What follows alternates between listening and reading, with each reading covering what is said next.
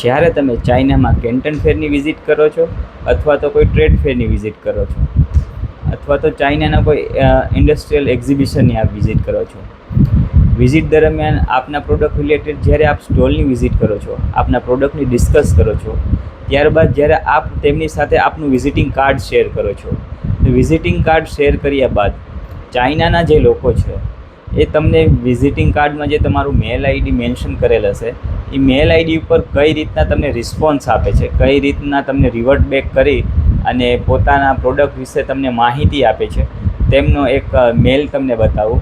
તો ચાલો હવે હું તમને લઈ જાઉં લેપટોપની સ્ક્રીન પર. આપ જોશો કે આ મેલ છે એ ચાઇનાથી રિસીવ થયેલો છે. કેન્ટન ફેર દરમિયાન મારા મોટાભાઈ દ્વારા આ સ્ટોલની મુલાકાત લેવામાં આવેલી હતી અને ત્યાં પોતાનું વિઝિટિંગ કાર્ડ શેર કરવામાં આવેલું હતું.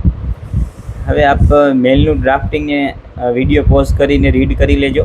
મારે તમને જે વસ્તુ બતાવવાની છે એ હું તમને સ્ક્રોલ કરીને બતાવું. સૌપ્રથમ તો અહીંયા કેટલોગ એટેચ કરેલ છે જે નોર્મલ વાત છે. પછી એક્સ્ટ્રા ઓર્ડિનરી વાત છે જે આ મેલની એ મારે હવે તમને શો કરવી છે.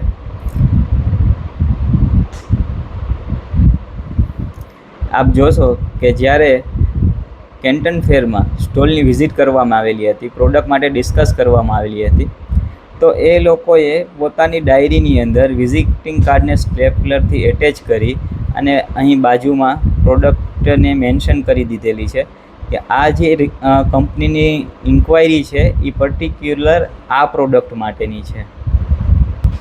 અને ત્યારબાદ હજી મારે જે આગળ મેઇન વસ્તુ બતાવવાની છે એ આ ફોટો તમને બતાવવાનો છે કે જ્યારે ત્યાં કેન્ટન ફેરની વિઝિટ કરવામાં આવેલી હતી. આ મારા મોટા ભાઈ છે અને આ તેમના ફ્રેન્ડ છે. જ્યારે તે કેન્ટન ફેર વિઝિટ કરી રહ્યા હતા, તેમનો સ્ટોલ વિઝિટ કરી રહ્યા હતા, પ્રોડક્ટ જોઈ રહ્યા હતા, ત્યારે કંપની દ્વારા તેમનો ફોટો કેપ્ચર કરવામાં આવેલો હતો અને ફોટાને મેલ સાથે જ એટેચ કરવામાં આવેલ છે. વિચારવાની વાત એ છે કેન્ટન ફેરમાં લાખો લોકો વિઝિટ કરતા હોય છે અને હજારો લોકો સ્ટોલની મુલાકાત લેતા હોય છે.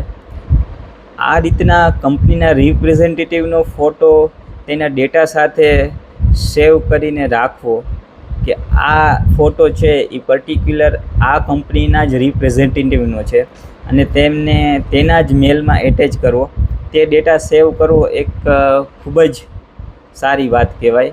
અને આ રીતના મેનેજ કરવું એ પણ એક બહુ જ મોટી વાત છે. આ લોકો પાસેથી આપણે આ વસ્તુ જ શીખવાની જરૂર છે. કારણ કે આપણી પ્રેક્ટિસ એવી હોય છે કે જ્યારે કોઈ મિટિંગમાં જઈએ છીએ અને ત્યાંથી આપણે વિઝિટિંગ કાર્ડ લઈ આવીએ છીએ તો વિઝિટિંગ કાર્ડ પછી આપણી બેગમાંથી બહાર પણ નથી આવતા હોતા. આપણે જે વિઝિટિંગ કાર્ડ લઈ આવ્યા છીએ તેમની સાથે આપણે ક્યારેય કોન્ટેક્ટ પણ નથી કરતા, એઝ ઇટ ઇઝ બેગની અંદર જ પડ્યા રહે છે.